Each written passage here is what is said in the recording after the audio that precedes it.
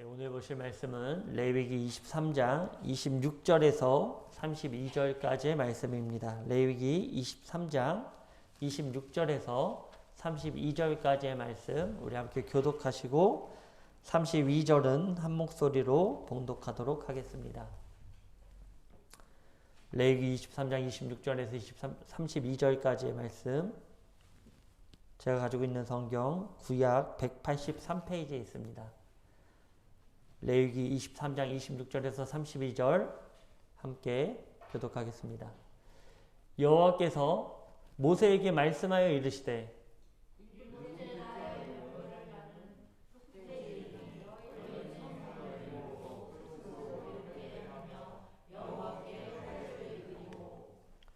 이날에는 어떤 일도 하지 말 것은 너희를 위하여 너희 하나님 여호와 앞에 속죄할 속죄일이 됨이니라.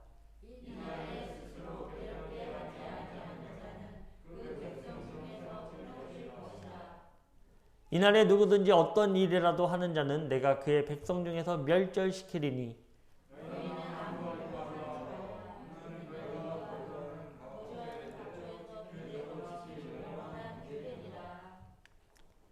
이는 너희가 쉴 안식일이라. 너희는 스스로 괴롭게 하고 이달 아흐렛날 저녁 곧 그 저녁부터 이튿날 저녁까지 안식을 지킬지니라. 아멘. 네, 오늘은 대속죄일이라는 제목으로 함께 말씀을 나누려고 합니다. 자, 대속죄일은요, 히브리어로 용키푸르라는 단어를 쓰고 있습니다. 우리가 이 용키푸르에 대한 내용을 알기 위해서는요, 이 키푸르의 원형인 키페르라는 단어에 대해서 알아야 됩니다. 이 키푸르의 원형이 되는 키페르는 덮다, 또 가리다, 감싸다 라는 의미를 가지고 있습니다. 즉, 용키푸르는요, 우리의 모든 죄를 하나님께서 가리셨다, 덮으셨다 라고 하는 의미를 가지고 있습니다. 그러니까 나팔절에 시작된 경고의 나팔, 이제 이 마지막 나팔을 너희들이 듣고 경각심을 가져라. 마지막 날에 이스라엘도 마찬가지죠. 이 예루살렘이 멸망하는 그때 하나님께서는 많은 선지자들을 통해서 너희들의 파수꾼의 역할을 감당해야 된다라고 말씀하십니다. 파수꾼이 하는 일이 무엇일까요? 파수꾼은 지킨다라는 의미죠. 그래서 멀리서 어떤 적들의 동향이 느껴지면 그것이 밤이 됐던 낮이 됐던 새벽이 됐던 이 백성들을 깨워야 되는 것입니다. 그래서 나팔을 불어줘야 돼요. 지금 이 적군들이 쳐들어오고 있습니다. 그러니 우리는 깨어서 이 적군에 대해서 예비하고 대비합시다 라고 해서 이 나팔을 불게 된다는 것이죠. 그러면 이제 그 안에 있는 성 안에 살고 있는 사람들은 어떻게 해야 될까요? 성 안에 살고 있는 사람들은 이 나팔 소리를 듣고 계속 자야 됩니까? 깨어야죠. 깨어서 무엇을 해야 될까요? 준비해야 되겠죠. 옷을 갖춰 입고 칼을 들고 방패를 들고 그 최전선으로 나가야 되는 것입니다. 그리고 지켜야 될 것들을 지키고 또 대적해야 될 것을 준비해야 되는 그런 우리가 일들이 있어야 된다는 것이죠. 바로 나팔절의 의미는 이 파수꾼의 나팔 소리와 같은 것입니다. 그래서 약 10일간의 그 시간적으로는 그렇죠. 나팔절이 7월 1일이니까 그리고 대속죄일이 7월 10일입니다. 그 10일간의 기간 동안 너희들이 회개해라 이거예요. 회개하고 이 심판의 날 가운데 하나님께 온전히 나와라. 온전히 하나님을 바라봐라 라는 의미로 서 있게 된다는 것입니다. 우리가 지난주에 말씀을 나누며 창세기 1장 14절 그 말씀의 징조와 계절에 대해서 알아보았습니다. 징조는 사인이라고 그랬죠. 예수님께서도 말씀하십니다. 그날이 이르면 처처의 기근과 지진, 여러 환난의 날들, 사람들이 돈을 사랑하고 자기 자신만을 사랑함으로 그 이기적인 삶에 빠지는 삶에 대해서 말씀하셨어요. 그것이 너희들을 향한 징조다라는 거예요. 예수님께서 말씀하시기는 그것이 너희들을 향한 징조다라고 여러 가지의 징조, 그 사인이 있을 것이다 라고 말씀해 주신 것이죠. 그리고 계절은 좀 오역이라 그랬죠. 모에드로, 이 모에드는 어떤 뜻이라고 말씀드렸죠? 모에드, 모에딤이라고 하는데 이 모에드는 하나님께서 정하신 시간, 하나님께서 계획해 놓으신 계획 이런 뜻을 가지고 있습니다. 그래서 우리는 모에드 즉 하나님이 정하신 시간을 반드시 알고 그 시간에 대하여 우리가 반응하고 있어야 합니다. 하나님께서는 절기를 말씀하시면서 영원히 대대로 지킬 여호와의 절기다라고 말씀하셨습니다. 그리고 우리가 잘 아는 것처럼 유월절, 무교절, 초실절, 오순절을 통해 바로 예수님의 초림의 사건들을 나타내고 있었다는 것이죠.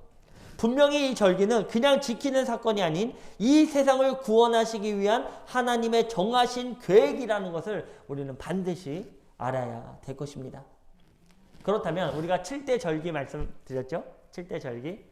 4가지의 절기 우리가 나눴고 지난주에 우리가 나팔절에 대해서 나눴었습니다. 그 다음이 오늘 나누는 바로 어떤 날이죠? 대속제일.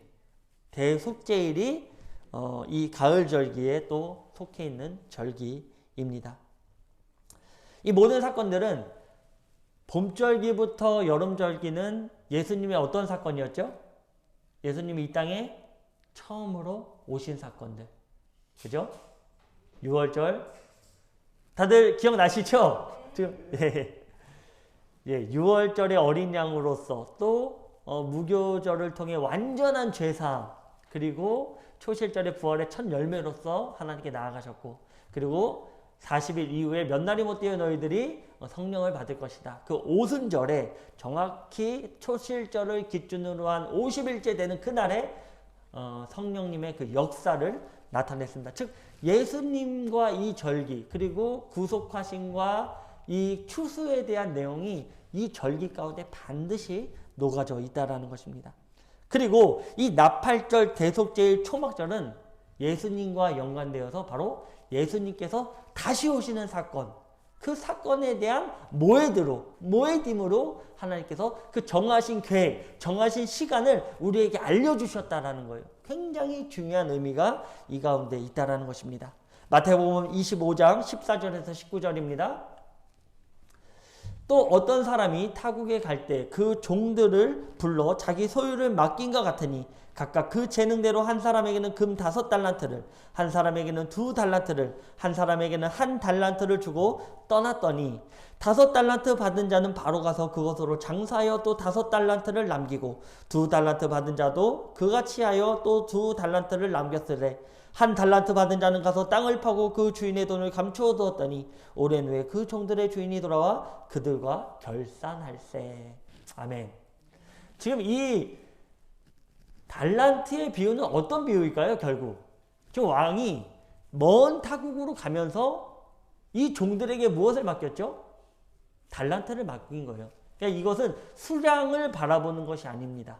수량을 바라보는 것이 아니에요. 5개, 2개, 1개에 대한 달란트를 어쨌든 맡기고 뭐라고 말씀하신 걸까요? 내가 반드시 돌아올 것이다. 내가 반드시 돌아올 것이다. 그리고 주인이 돌아와서 결산하는 내용을 가지고 있다는 거예요. 즉, 이 내용 자체도 예수님께서 이 비유의 말씀, 마태복음 25장은 벌써 마태복음 24장에 어떤 내용을 말씀을 하고 계시냐면 마지막 날에 이런 징조가 있을 것이다 라는 내용들을 담고 있었고, 그리고 나서의 내용이 25장의 내용들이라는 거예요. 비유의 말씀. 왕이 어떻게 할 것이다? 반드시 돌아올 것이다. 반드시 너희들에게 와서 내가 결산하는 날이 있을 것이다 라는 말씀을 해주시는 것입니다. 또한 40일간 자신의 부활의 모습을 보이시고 올라가신 후에 그것을 계속 보고 있는 모든 사람들에게 두 천사는 이렇게 말합니다. 사도행전 1장 10절에서 11절의 말씀입니다. 올라가실 때 제자들이 자세히 하늘을 쳐다보고 있는데 흰옷 입은 2사람이 그들 곁에 서서 이르되 갈릴리 사람들아 어찌하여 서서 하늘을 쳐다보느냐. 너희 가운데서 하늘로 올려지신 이 예수는 하늘로 가심을 본 그대로 오시리라 하였느니라. 예수님께서는 40일 이후에 자신의 부활의 모습을 보이고 40일 이후에 공중으로 올라가시면서 그 많은 증인들을 배양해 내셨습니다. 그리고 그 증인들에게 천사들은 얘기하죠. 이제는 보고 있는 것으로 끝나지 말라 이거예요. 예수님이 오셨다 가셨다로 끝나는 것이 아니다라는 것입니다. 이것은 파수꾼의 나팔의 소리와 같다라는 거예요. 이제 이 예수님은 하늘로 올라가신 그대로 반드시 이 땅에 다시 오실 것이다. 그 모습 그대로 오실 것이다. 이걸 말씀하시고 또 그런 많은 모습들, 예수님께서 이 땅에 다시 오시는 그 내용들을 많은 성경에서 기록하고 있다라는 것입니다. 즉 예수님은 오셨고 다시 오실 것이다. 이것이 우리 기독교의 굉장히 중요한 사상이에요. 이것으로 우리는 끝이 아니다. 올라가신 것으로 끊는 것이 아니라 다시 그분께서 오셔서 우리에게 있어 결산하는 날이 반드시 있을 것이다. 이것을 우리에게 말씀하시는 것입니다. 예수님은 올라가신 것 같이 반드시 다시 오신다는 것을 알아야 합니다. 그러나 다시 오실 때는 정산의 때예요. 예수님께서 초림, 그 2000년 전에 베들레헴으로 오실 때에는 모든 죄를 너희들을 사하고 너희들에게 은혜를 끼치며 기회를 주시기 위해서 오셨다면 다음에 오실 때, 그 다음 다시 오실 때는 결산을 위해서 온다는 사실을 우리는 반드시 기억해야 됩니다. 기회를 주시기 위해서 오시는 것이 아니라 그 기회가 이제는 끝났다라는 것을 선포하시기 위해 오신다라는 거예요. 내가 너희들에게 구원의 문을 열어두었다. 그 문으로 들어와라. 그리고 이 대속죄일은 이제는 이 문이 닫혔다. 그리고 예수님께서 결산을 받으시기 위해 오신다라는 것입니다. 주여 제가 5달란트를 남겼나이다. 주여 제가 2달란트를 남겼나이다. 이것은요 어떤 달란트라 그래서 나의 어떤 은사적인 부분일 수도 있겠지만 믿음의 분량입니다. 나에게 주신 그대로 하나님께서 나에게 은혜를 베풀어 주신 그 은혜대로 내가 그 은혜를 받아서 하나님을 믿는 믿음으로 나왔습니다 라는 결산이라는 것이죠. 하나님, 제가 하나님이 주신 그 은혜 가운데 그 은혜대로 제가 믿음 생활을 했습니다. 결산하시죠. 그런데 주여 저는 아무리 주님께서 많은 은혜를 주셨어도 이거를 묻어뒀습니다. 기회가 없다라는 거예요. 저 사람들 남겼네. 그 사람들이 주인이 없는 동안에 활동했던 것들을 이 1달란트 받은 자는 분명히 알고 있었을 거예요. 그럼에도 불구하고 자신은 그 땅에 묻어뒀다라는 것이죠. 주님께서 말씀하실 것입니다. 이 게으른 종아. 이 게으른 종아. 그 믿음의 분량, 너에게 준 그 믿음의 분량 하나도 채우지 못하더니 그것은 이미 결산이 끝나는 것입니다. 슬피 울며 바깥에 버림을 당하는 때가 반드시 있다라는 것입니다. 그래서 예수님께서 처음 오실 때는 우리에게 모든 구원의 문을 열어주셨다면 대속죄일은요 그 문을 닫으시기 위해 오신다라는 거예요. 그러나 그것으로 그 닫음으로 갑작스럽게 오시는 것이 아니라요 나팔절에 나팔이 있다라는 것이죠. 우리 저번 주에 들으셨죠? 테키야 하면서 막 그 나팔 소리 하고 마지막에 큰 나팔로 부 이제 끝났다는 거예요. 이제는 너희들 마무리해라. 너희들 그래서 그 나팔절 7월 1일부터 대속죄일인 10일까지 그 10일의 기간은요 회개의 날이에요. 하나님 앞에 나와 하나님의 말씀으로 자신들을 연단하는 날입니다. 어떻게 하시겠습니까? 만약에 내일 당장 주님이 오신다고 하면 우리가 먼저 해야 될 건 무엇일까요? 이 나팔 소리를 들었다면 우리는 하나님 앞에 내가 그동안에 주님 앞에 잘못한 것들, 내가 사람 간의 관계에서 잘못한 것들, 나의 입술로 말미암아 상처 준 모든 것들에 대하여 회개해야 되지 않겠습니까? 바로 그런 의미를 우리에게 담고 있다는 것입니다. 바로 나팔절은 그것의 경고인 동시에 사인이고요. 그리고 대속죄일은 큰 나팔과 동시에 문이 닫히는 날입니다. 이제 추수는 끝났다. 더 이상 아무 일도 하지 말아라. 모든 추수의 일이 끝났다라는 것입니다. 자, 나팔의 종류 제가 다시 한번 이 앞에를 봐주시기 바랍니다. 다시 한번 말씀드리겠습니다. 오순절은요. 첫 나팔이에요. 추수가 시작되었다. 이제 추수해라. 이제 이 복음이 만방으로 예루살렘에 시작된 이 복음이 땅끝까지 이르는 이 추수가 시작되었다라는 의미의 첫 나팔을 부르게 됩니다. 그리고 나팔절에는 마지막 나팔이에요. 이제 곧 추수가 끝난다. 이제 마무리해라. 더 이상 추수할 수 없는 날이 너희들에게 이른다. 라는 경고의 나팔이 들려 이루어지는 것입니다. 그리고 대속제일은 큰 나팔을 붑니다.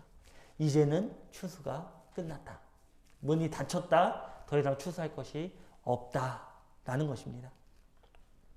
그래서 대속제일은 하나님께서 모든 추수, 즉 구원의 일을 마치실 것을 강조하시고, 그리고 그 다른 절기들은요 그냥 이렇게 기록하고 있어요. 다른 절기들 한번 꼭 보십시오. 레위기 23장에 다른 절기들 보면 이렇게 기록하고 있어요.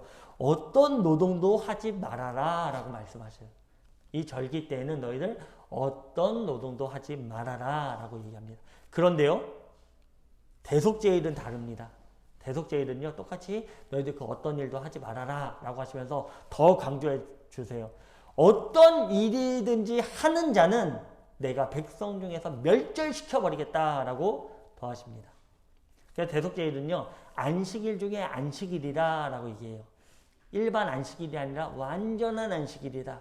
그래서요 이 용키푸르 때, 이 대속제일, 히브리어로 용키푸르라고 그랬죠. 이 용키푸르 때는요 아무것도 하지 않아요. 그 이스라엘 뭐 나중에 기회가 되면 가시게 되면 이 용키푸르 때는 비행기가 뜨지 않습니다. 비행기가 이착륙이 금지되어 있고요. 도로에 차량이 다니잖아요. 도로에 그 어떤 차 한 대도 다니지 않습니다. 모든 것이 안식하는 날이에요. 그리고 애들이 그 도로에 나와서 뛰놀고요. 사람들이 자전거를 타면서 그날을 지키고 살아가게 됩니다. 자전거 타고 뭐 이제 경건한 유대인들은 나와서 율법을 보고 하나님께 나와 회개하는 시간을 갖고요.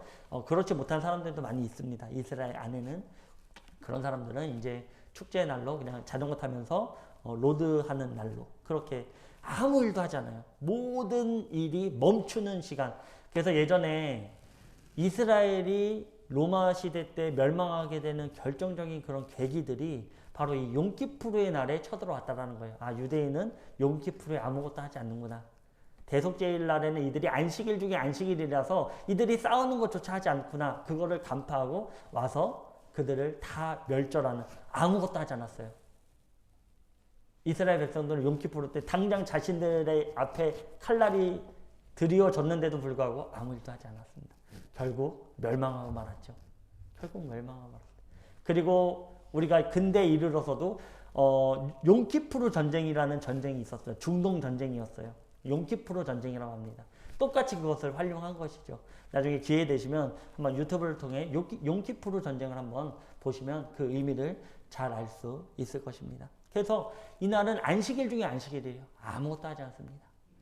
아무것도 하지 않고. 왜 아무 일도 하지 않을까요? 하나님께서 정하셨기 때문이에요. 이제는 추수한 일이 끝났는데 이제는 너희들이 어떤 노동도 하지 않는 그 문이 닫혔음에도 불구하고 일을 하지 말라는 거예요. 이거는 유대인들에게 알려주시는 거예요. 지금 유대인들은 깨닫지 못하죠. 왜냐하면 예수 그리스도를 믿지 않으니까. 그러나 이 절기를 통해서 이들에게 깨닫게 해주시는 것입니다. 마지막 때 성경에 보면 마지막 때 유대인들이 예수 그리스도를 우리의 구주로 시인하는 날을 허락해 주십니다. 그때 깨닫게 되는 거예요. 아, 이 대속제일이 이제 추수가 끝났구나 라는 것을 우리에게 말씀해 주신 거구나. 이런 의미로서 우리에게 이렇게 아무 일도 하지 말라고 하나님께서 말씀하신 것이구나. 즉 이제는 추수가 끝났다는 거. 그때 와서 결산을 다시 하겠습니다. 그때 와서 다시 한 달란트 꺼내서 다시 내가 상업적으로 일을 해서 다시 추수를 하겠습니다. 안 된다는 거예요. 끝났다라는 거예요. 후회해도 돌이킬 수 없다라는 것입니다. 하나님은 대속제일에 이스라엘 백성들의 모든 죄를 사하여 주셨습니다. 평소 부지 중에 지은 죄는요, 속죄제를 통해서 매 제사 때마다 속죄제를 통해서 죄를 사해 주셨어요. 부지 중에 진 죄. 내가 모르고 근데 나중에 깨닫게 됐습니다. 그랬을 때는 속죄제를 통해서 그 죄사함을 받을 수 있었습니다. 그런데요, 자신이 알면서 고의로 진 죄는 속죄제로 해결이 되지 않았습니다. 즉 언제 이 죄가 해결이 됐습니까? 바로 이 대속제일의 죄사함을 가져오는 거였어요. 그 모든 1년에 한 번 이 백성의 모든 죄를 한 번에, 단 한 번에 죄사함을 가지고 오는 날이 바로 7월 10일 이 대속제일 날이었다라는 것이죠.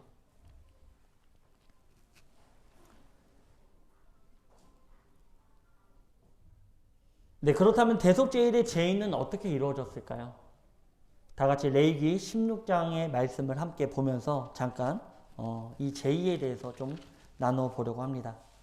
이 내용이 어떻게 보면 좀 지루할 수도 있어요. 그런데요, 굉장히 중요한 내용입니다. 우리가 신앙생활하면서 이 절기에 대해서 한 번씩 나눈다라는 것은 굉장히 중요한 의미를 가지고 있다라는 것을 반드시 기억해 주시기 바랍니다. 우리 레위기 16장 잠깐 봤으면 좋겠어요. 표시해 주시고.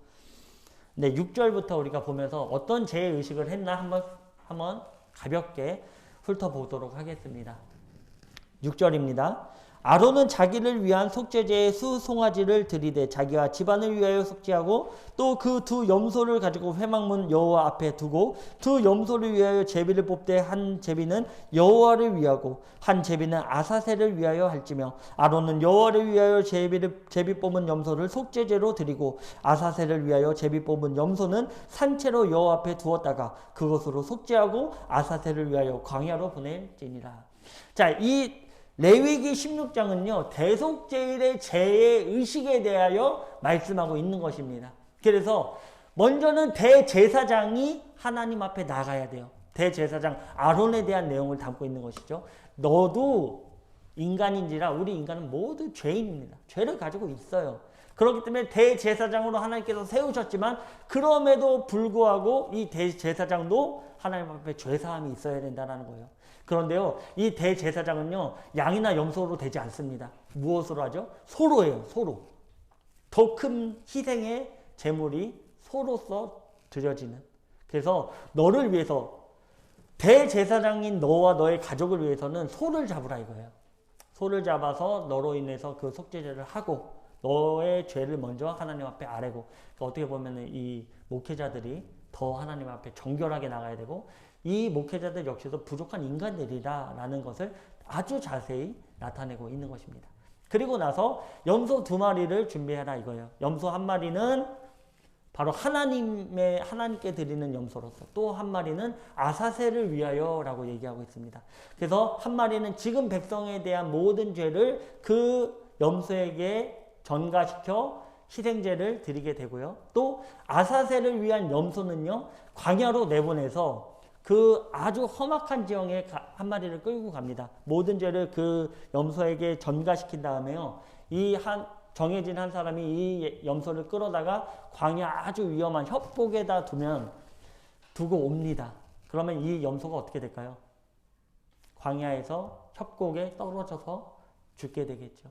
그런 의미로 이 2마리의 염소에게 하나님께서 모든 죄를 전가시켜서 희생제를 받으시는. 그런데 우리가 여기서 왜 양이 아니라 염소인가? 우리가 흔히 보면 6월절에는 어린 양의 그 희생제를 드리지 않았습니까? 그런데 왜 이 대속제일에는 염소일까? 염소는 겉으로서 사단을 상징하는 의미입니다. 죄를 상징하는 의미. 물론 염소도 하나님께서 그 절기 가운데 받으시는 경우들이 있었지만 그래도 더 큰 의미적으로 봤을 때는 이 염소는 죄를 상징한다는 거예요. 그래서 이 대속제일에는 사단을 완전히 진멸시켜 버리겠다. 내가 사단이 너희들을 꿰는 그 죄조차도 내가 완전히 도말시켜 버리겠다는 거예요. 이젠 너희들을 꿰일 수 없도록 내가 그 모든 죄를 완전히 청산해 버리겠다. 너희 안에 갖고 있는 그 죄성조차도, 그 사단의 죄성조차도 내가 모든 것을 너희들을 해결시켜주고 깨끗하게 해주겠다라는 의미를 가지고 있는 것입니다.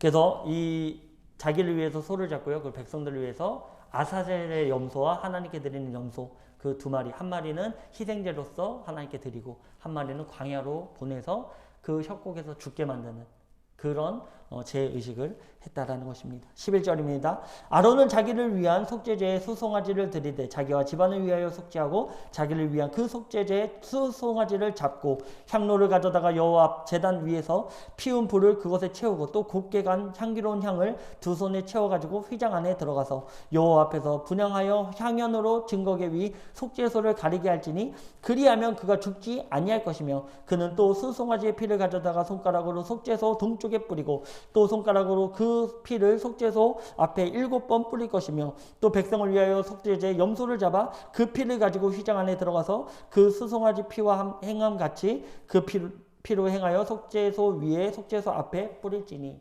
어떤 내용입니까? 지금 이 향로를 가지고 그 지성소로 들어가게 됩니다. 향로는 향이 나서 연기가 피어오르는 것입니다. 그래서 대제사장 역시도 하나님의 거룩하신 하나님의 그 놀라운 거룩한 가운데 압도될 수 있고 죽을 수 있기 때문에 먼저 그 하나님의 임재 가운데 하나님을 보지 못하도록 연기로 그 지성소를 가득 채우는 거예요. 그리고 나서 들어가서 그 피를 수송아지의 피를 동쪽을 향해 한번 손가락을 찍어서 뿌리고 그 제단의 뿔에 7번을 뿌린 7번은 완전한 숫자를 나타내죠. 완전한 죄사함을 나타내고 그리고 나서 또 염소를 취해서 그 염소도 똑같이 그 피를 뿌리는 그런 제의식을 하게 되었습니다. 우리가 지지난주에도 나눴지만요. 영과 진리로서 당시의 대제사장조차도요. 하나님께 나아가는 것이 아주 위험한 일이었죠. 왜냐? 우리는 죄를 가지고 있기 때문에 거룩하신 하나님, 즉 어둠이 빛 가운데 나가면 사라지는 것처럼 사라질 수밖에 없는 존재들입니다. 우리가 지금 이 시간 하나님께 나와서 예배드릴 수 있는 이유는 무엇입니까? 바로 이 향로의 연기를 피웠기 때문이에요. 그 향로의 연기는 성령의 거룩함의 충만함 가운데 예수 그리스도의 보혈의 능력이 우리를 하나님의 그 보좌 앞에 나가게 해주신다라는 것입니다. 우리가 이제 예배에 나와서 하나님께 예배드릴 수 있는 하나님의 임재 가운데 오늘 이 시간에 하나님의 임재 가운데 예배드릴 수 있는 이유가 무엇입니까? 바로 예수 그리스도가 나의 모든 죄를 덮으셨기 때문에 우리가 하나님께 나와 오늘 이 시간 예배드릴 수 있다는 것. 이것이 바로 은혜입니다. 하나님의 은혜. 그 내용들을 지금 담고 있는 거예요. 그래서 16절입니다. 곧 이스라엘 자손의 부정과 그들이 범한 모든 죄를 말미암아 지성소를 위하여 속죄하고 또 그들의 부정한 중에 있는 회막을 위하여 그같이 할 것이요 그가 지성소에 속죄하러 들어가서 자기와 그의 지방과 이스라엘 온 회족을 위하여 속죄하고 나오기까지는 누구든지 회막에 있지 못할 것이며 그는 여호와 앞 제단으로 나와서 그것을 위하여 속죄할지니 곧 그 수송아지의 피와 염소의 피를 가져다가 제단 귀퉁이 뿔들에 바르고 또 손가락으로 그 피를 그 위에 7번 뿌려 이스라엘 자손의 부정에서 제단을 성결하게 할 것이요 그 지성소와 회막과 제단을 위하여 속죄하기를 마친 후에 살아있는 염소를 들이되 이제 아사셀의 염소를 얘기하는 것입니다. 21절 아론은 그의 두 손으로 살아있는 염소의 머리에 안수하여 이스라엘 자손의 모든 불의와 그 범한 모든 죄를 아뢰고 그 죄를 염소의 머리에 두어 미리 정한 사람에게 맡겨 광야로 보냈지니 염소가 그들의 모든 불의를 지고 접근하기 어려운 땅에 이르거든 그는 그 염소를 광야에 놓을지니라. 아멘. 정한 사람을 데리고 그 아사셀의 염소에게 모든 죄를 전가한다며 그 광야로 나가서 거기서 죄사함을 마침표하는 아사셀에게 보내는 그 염소 사단의 완전한 도말 이것을 나타내고 있는 것입니다. 네, 레위기 16장 29절에서 31절 우리 함께 보도록 하겠습니다. 네. 한번 제가 읽어드릴 테니까 한번 잘 들어보시기 바랍니다. 너희는 다시 한번 강조하는 거예요. 그 후반부에 이 대속죄일에 대해서 다시 한번 강조합니다. 너희는 영원입니다. 세상 끝나는 그날까지 영원히. 또 아마 이런 제의식이 하나님의 나라에서도 기쁨의 날로 축제의 날이 있지 않을까 생각됩니다. 이 규례를 지켜라 라는 것입니다. 7째 달 곧 그 달 10일에 7월 10일이죠.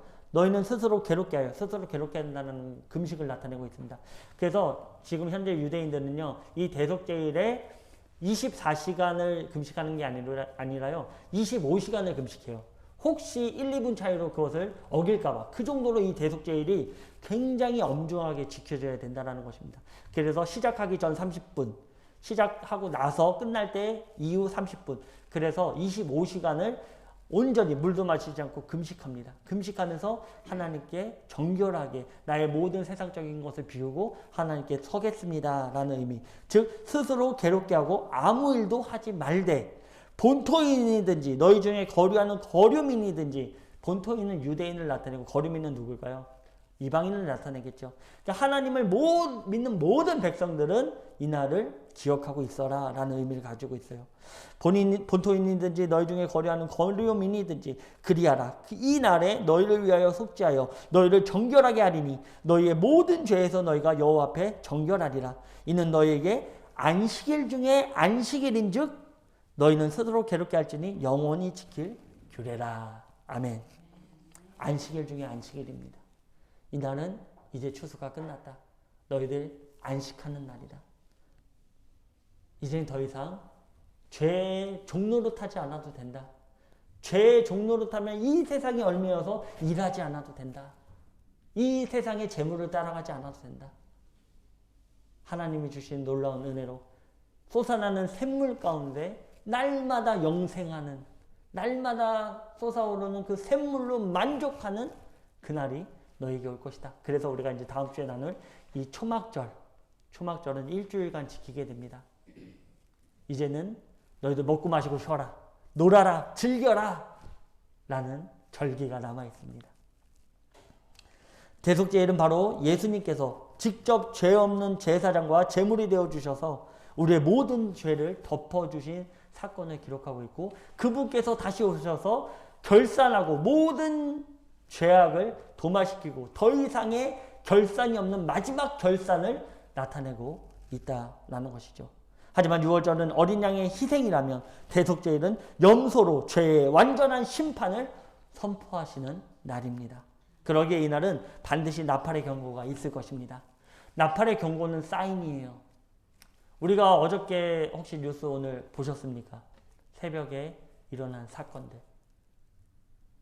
귀신 분장을 하고 할로윈 파티라고 해서 그 축제를 서로 즐기며 그 시간 가운데 지금 150명 가까이가 압사당하는, 이것도 재난이에요. 이것도 재난이에요. 이것도 사인입니다. 그런데 어저께 그 일 때문에 묻혀졌는데 어저께 저도 느꼈어요. 괴산에서 무슨 일이 있었죠? 지진이 났습니다. 지진이 났어요. 제가 태어나서 근 40년 가까이 살면서는 지진을 경험해 보지 못했습니다. 우리나라에서는. 물론 제가 일본에 살 때는 몇 번의 지진을 경험했죠. 굉장히 놀랐습니다. 근데 우리나라에서 지진이 일어나는 것은 다른 나라의 문제라고 생각됐어요. 그런데 포항 지진을 경험하게 되었고요. 그리고 어저께는 괴산에서의 지진도 경험하게 되었습니다. 그것뿐만 아닙니다. 지금 경제가 굉장히 어려운 상태에 있어요. 우리나라가 굉장히 경제적으로 지금 완전 침체되어 있고 제2의 IMF가 올 것이다 라는 전망도 내놓고 있습니다. 굉장히 지금 우리가 그 사인의 시대를 살아가고 있는 거예요. 처처의 기근과 지진, 전염병과 전쟁이 창궐하고 여러 가지 자연재해로 말미암아 어려움을 당하며 인재를 통해 많은 사람들이 아픔을 당하는, 세월호 이후에 이런 참사가 없었다라는 것이죠. 이런 일들이 이 대한민국에 일어나는 이유는 뭘까요? 바로 하나님에 대한 경배가 사라지고 내 자신을 위한 삶을 살아가기 위한 그 목적, 하나님께서 경고를 주시는 거예요. 이제 그날이 올 것이다. 결산하는 날이 너희들 삶 가운데, 150명 죽은 그 사람들은 그날이 결산의 날이겠죠. 결산의 날이 우리에게 반드시 온다는 거예요. 사랑하는 북초전영문의 군우 여러분, 제가 계속해서 강조하고 싶은 것은요, 일상을 두려워하라는 것입니다. 나의 일상을 두려워하세요. 그냥 날마다 일어나는 그 일상을 두려워하시기 바랍니다. 그냥 그 일상을 살아가지 마시고 그 일상 가운데 예수 그리스도의 사랑을 덧입고 살아가시길 바라요. 나의 말하는 언어, 나의 사는 생각, 나의 모든 행동, 내가 대하는 모든 사람, 일상을 가볍게 생각하지 마십시오. 일상에 젖다 보면 예수님께서도 그러죠. 너희들이 먹고 마시고 장가가는 그때에 생각지도 못한 때에 내가 다시 올 것이다. 일상을 살아가는 가운데, 그 일상 가운데 나팔 소리에 반응하지 않고 똑같이 잠을 자고 있는 그 영혼 가운데 하나님께서 갑자기 임하게 된다는 거예요. 그러나 깨어서 준비하는 자들에게는 나팔의 소리가 그 사인이 징조로서 보이게 된다는 것입니다.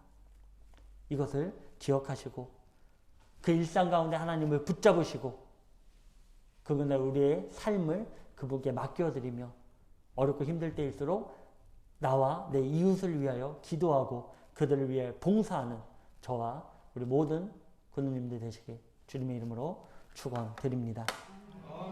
기도드리겠습니다.